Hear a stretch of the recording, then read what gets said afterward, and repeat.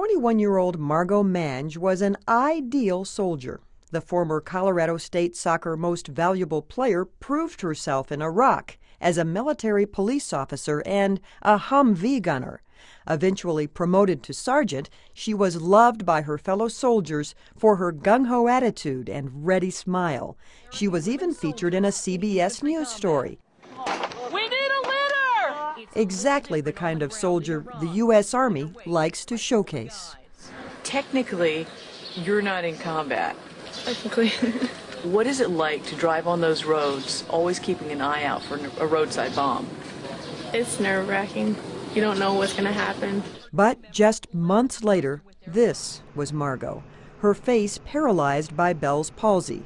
Her future husband, Brian, took this video while they were stationed in Iraq. So what's wrong with your face? Nothing. Why can't you smile? I can smile just fine. See me blink. She had memory lapses, slurred speech, debilitating migraines. It's been a tough road for you. Most 24-year-olds don't go through things like that. You feel like you've lived enough life already? I'm a 50-year-old in a 24-year-old's body. Margot suffers from severe TBI, traumatic brain injury. She was injured when her Humvee hit an IED. Besides the migraines and memory loss, she is always exhausted. I go home to visit my friends. They'll tell me, "Oh, you remember this?" And I'm like, "That didn't happen." No, they're like, "Yeah, it did." And I'm like, no, it didn't. I forget what dishwashers are called. I call them laundry machines. I forget your name. So What's my name? don't know. Carol. Okay. Margot's Army doctors tried almost everything to help her. She even had brain surgery, but nothing has worked. There's one thing that the Army refused to try and even attempted to stop active duty soldiers from trying. It's called hyperbaric oxygen therapy, HBOT for short. You all right? Good. Okay. Patients are exposed to pure oxygen 1 hour at a time in these airtight chambers. It is a treatment so promising, soldiers with TBI and PTSD have been literally sneaking down to this clinic outside of New Orleans, where Dr. Paul Harch is studying HBOT. What is theorized is that there are damaged brain cells that aren't yet dead, but are disabled. It's like a car that's broken and can only go in first gear. And so then what does the oxygen do? Somehow this is restoring the energy metabolism capability of the cells. And For this has good? been shown, apparently, yes. Yes. Iraq vet Matt Williams, who took a camera inside the chamber with him during a recent procedure, is also hoping that hyperbaric oxygen can help him overcome the damage his brain sustained during his tour in Iraq. The Army veteran experienced dozens of IED explosions. At 26 years old, he has the hearing of an old man. His short-term memory is so bad, Matt has to rely on sticky notes posted around the room. They remind him of things like brushing his teeth, taking his meds, and appointments. He's unable to hold down a job, unable to sleep. You know, you just sit here, watch TV, there's never anything on. So you end up watching reruns of the same show. I just don't really sleep. Matthew has been diagnosed with TBI, and like many veterans, he also has PTSD. He's currently on 11 different types of medication, including pills for depression, anxiety, and moods. But these drugs only treat the symptoms of his illness. There is no pill which heals a damaged brain. A lot of people around right now, walking around and trying to keep my eye on everybody, make sure nobody sneaks up. Matthew experiences severe anxiety in public places.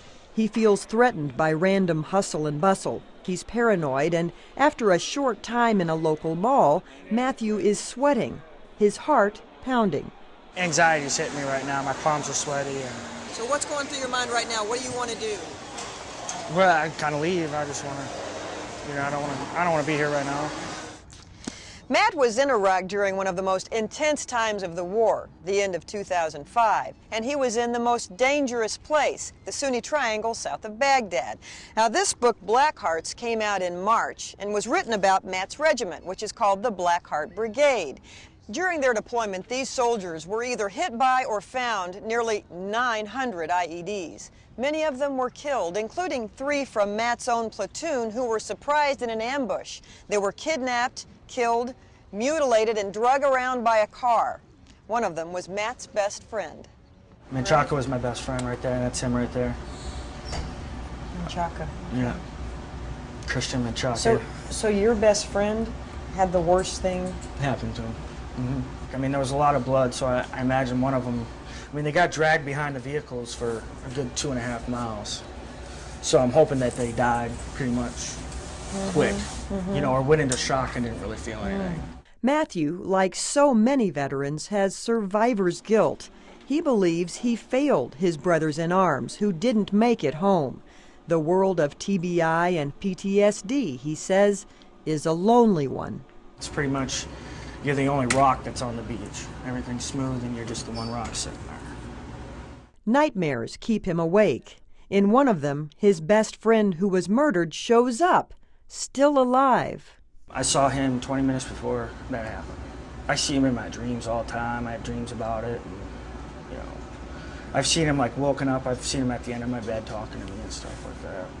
You know, so. What does he say? He doesn't. I don't really know what he's saying, but he's just there. It kind of freaks me out. And, you know, that's why I don't really sleep, because I don't want to, you know, have dreams. I don't want to have all that. When her Humvee was hit by an IED in December of 2006, Margot Manja's head hit the gun turret so hard she was knocked out. She quickly came to, dizzy and seeing stars, but was sent back into battle soon after that. In an email home, Margot wrote her parents about the headache she thought would go away. She said, "Hello, Mom and Dad. I have cotton in my ears and I am a wee bit jumpy. The concussion should be gone tomorrow, and the ringing in my ears should be gone in a week. I tell you, I am one lucky SOB." It turned out Margot wasn't lucky after all. As is often the case, her symptoms did not subside, they got much worse. After a few months, Margot, still in combat mode, developed Bell's palsy, a condition where half of her face was paralyzed and the eye on the numb side would not close. Can you smile for me? Is that good? Okay. Now. Open and close your mouth. Finally, her health deteriorating, Margot left the Army in late 2008. And according to the Military Order of the Purple Heart, is one of the only women ever to receive the award for TBI. The Bell's palsy eventually went away, but the forgetfulness, severe headaches, and slurred speech did not. At the young age of 24, she couldn't work. She was 100% disabled. She and her husband Brian were even afraid to have children. I couldn't take care of a child that I'll forget about it. I won't want to do that with a child that my headaches would definitely hinder it's got my back. Hinder my capability with dealing with a child. I'll just be like, I can't deal with you right now. Go see your dad. After a year of treatment by the Army and VA, Margot thought she was out of options and that she'd live the rest of her life disabled, until a veterans advocate told her about the oxygen therapy, HBOT, and Dr. Paul Harch. We believe that there's a national emergency. Harch is a pioneer in the use of oxygen as a drug. It is used to treat acute carbon monoxide poisoning and to help repair damaged tissue in burns and diabetic foot wounds. Until recently, no one had tried to treat soldiers' brain injuries with oxygen.